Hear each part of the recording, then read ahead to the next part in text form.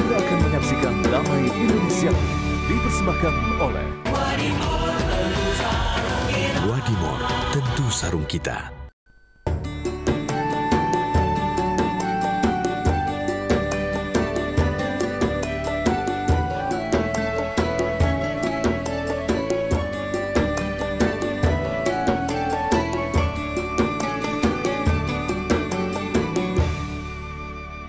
Assalamualaikum warahmatullahi wabarakatuh.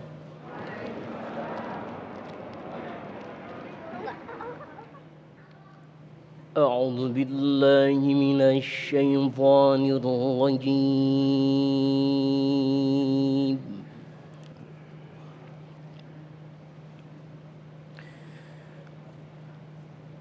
Bismillahirrahmanirrahim.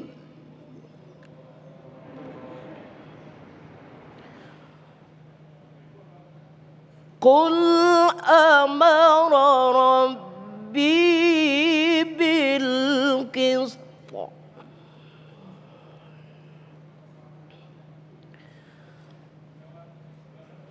wa aqimu wujuhakum 'inda kulli masjidin wad'uuhu mukhlisina lahuddin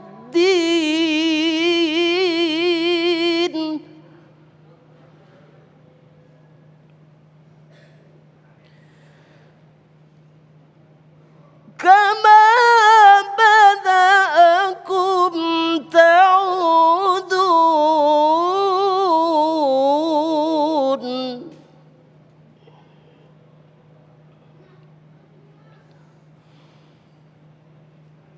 Fariqan hada wa fariqan haqqa alaihimud dhalalah.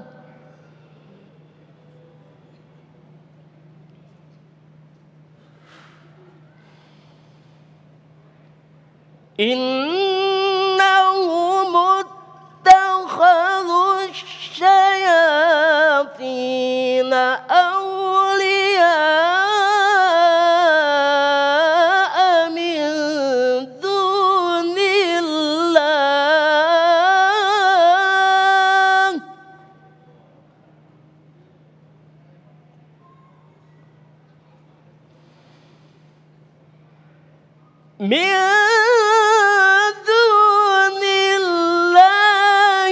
wa yahsabuna annahum muhtadun.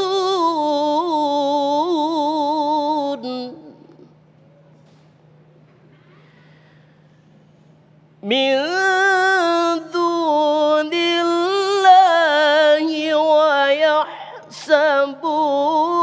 annahum muhtadun.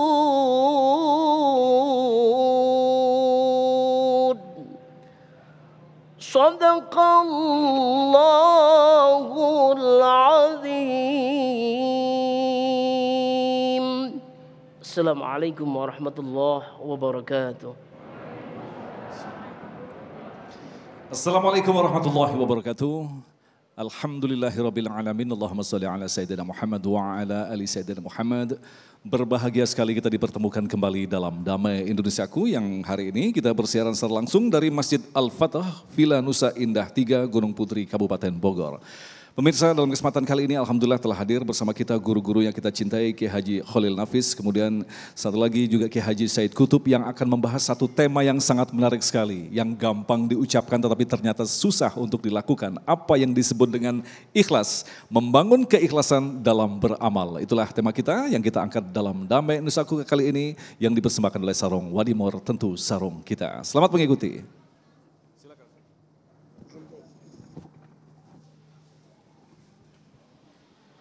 Bismillahirrahmanirrahim.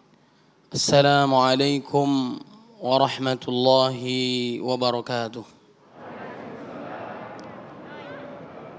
Alhamdulillah rabbil alamin. Asyhadu an la ilaha illallah wahdahu la syarika lah.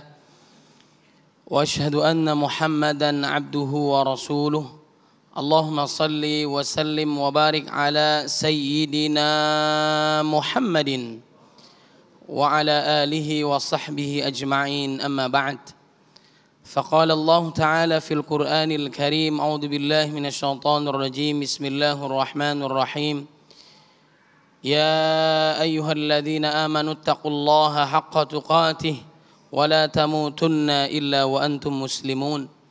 وقال النبي صلى الله عليه وسلم: اتق الله حيثما كنت وأتبع السيئة الحسنة تمحها وخالق الناس بخلق حسن. رواه الترمذي. Sadaqallahul azim wa sadaqa rasuluhun nabiyul karim wa nahnu ala dhalika minasyahidin. Yang sama-sama kita muliakan guru kita bersama Kiai Haji Khalil Nafis, mata'anallah fi tuli hayati, dan juga para hadirin jamaah yang hadir di Masjid Al-Fat, dan juga para pemirsa TV One di mana saja berada, mudah-mudahan dalam lindungan Allah Subhanahu wa taala.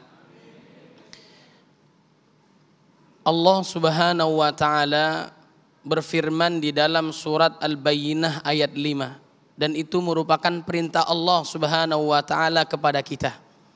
Wa ma umiru illa liya'budullaha mukhlishina lahuddin. Kita diminta oleh Allah Subhanahu wa taala untuk melakukan amal dengan ikhlas. Ikhlas adalah memurnikan amalan soleh hanya mengharap ridho Allah Subhanahu wa taala, bukan yang lain. Sebagaimana di dalam surat Al-Lail ayat 20-21, illa btigha wajhi rabbil a'la wala sawfa yarda. Mengharap ridho Allah Subhanahu wa taala.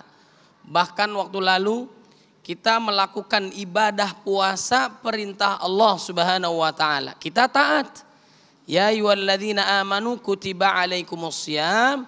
Kemudian dalam hadis Nabi Muhammad sallallahu alaihi wasallam diungkapkan, orang yang diterima puasanya adalah mereka yang mengharap pahala ridho Allah Subhanahu wa taala. Man shama ramadhana imanan wa ihtisaban ghufira lahu ma taqaddama min dzambi. Maka kalau puasanya benar sesuai dengan tuntunan Nabi, mengharap ridha Allah, pahala dari Allah, dosanya diampuni oleh Allah Subhanahu wa taala. Mudah-mudahan seluruh ibadah puasa kita yang kemarin diterima oleh Allah Subhanahu wa taala. Diingatkan pula bahwasanya dahulu pernah ada orang yang sangat dahsyat keimanannya kepada Allah Subhanahu wa taala. Bagaimana tidak? Seorang ahlul Quran, seorang qari yang sering membaca Quran, menghafal Quran, kemudian mengamalkan Al-Quran, dan dia yakin bahwasanya dia masuk surga karena amalan Qurannya. Seorang qari, ahlul Quran, senantiasa berinteraksi dengan Al-Quran. Lalu apa yang terjadi? Kata Allah Subhanahu wa taala, kadzabta. Engkau berdusta, engkau melakukan amalan itu bukan karenaku, tapi karena ingin dipuji oleh manusia. Ini hati-hati. Menjaga keikhlasan kita sampai kita wafat. Harus dijaga amal soleh kita. Bagaimana para salafun saleh, orang-orang soleh terdahulu menjaga amal ibadahnya, menyembunyikan amal solehnya. Bapak ibu sering nggak menyembunyikan amal soleh? Nggak ada yang jawab nih bapak-bapak. Ada nggak amal ibadah yang kita sembunyikan? Bapak-bapak jamaah Masjid Al-Fat, ada nggak?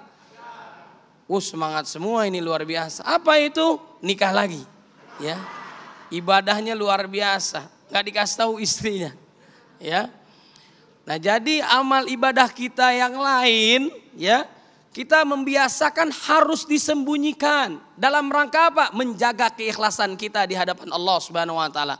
Bagaimana ada salafus saleh, kalaupun sholat malam, ada orang yang menghampirinya, dia pura-pura tidur, seakan-akan tidak pernah terjadi sholat malam. Kemudian kalau keluar dari rumahnya membawa perbekalan, Orang rumah menyangka perbekalan ini akan dimakan nanti saat dia sampai tujuan. Padahal makanan itu dibawa tidak dimakan, diberikan kepada orang yang dituju. Orang yang dituju menyangka beliau ini sudah makan. Ternyata dia puasa. Berapa lama dia menjaga amalan solehnya? Orang tidak ada yang tahu dia melakukan amal soleh ini selama 40 tahun. Menjaga amal solehnya. Agar tidak riya, ada tidak sum'ah, ujub, bangga diri dengan amal soleh. Na'udzubillah min dzalik. Kalau kita melakukan amal soleh karena manusia, dan itu kita mendapatkan pujian itu. Sebagaimana muhajir Ummu Qais, ya, seorang muhajir yang hijrah dari Mekah ke Madinah, niatnya bukan karena Allah Subhanahu wa taala, dan dia mendapatkannya. Innamal a'malu binniyat wa innama likulli imri'in ma nawa. Faman kanat hijratuhu ila Allah wa rasulih fa hijratuhu ila Allah wa rasulih. Wa man kanat hijratuhu lidunya yusibuha aw imra'atin yankihuha fa hijratuhu ila ma hajara ilaih. Karena niatnya karena Allah dan Rasulnya, dia dapatkan. Karena niatnya mengharap manusia, sesuatu yang ingin dicapai dunia, dia mendapatkan apa yang diinginkan. Sia-sia kalau dia bukan hanya niatnya karena Allah Subhanahu wa ta'ala. Kemudian saya mau menyampaikan lagi yang kedua. Pertama adalah seorang yang qori, imannya di atas rata-rata, amal solehnya luar biasa. Yang kedua adalah seorang yang dermawan, jawad. Siapa yang gak kenal dia? Ternyata dia melakukan amal solehnya bukan karena Allah, ingin mendapatkan pujian. Si fulan orangnya luar biasa, baiknya, kemudahan memberikan rezekinya di jalan Allah Subhanahu wa taala, dan dia mendapatkan. Kadzabta, kata Allah, engkau melakukannya bukan karenaku, tapi karena manusia. Nauzubillah min dzalik. Kemudian juga ada orang yang sungguh luar biasa, melakukan amal solehnya yang lainnya bukan karena Allah, yaitu mujahid fi sabilillah. Jariun, orang memberikan gelar kepada dia seorang mujahid. Seorang apa? Pemberani membela agama Allah Subhanahu wa taala sampai dia syahid. Ternyata dia melakukan itu semua bukan karena Allah, tapi karena manusia. Merugi dia, merugi.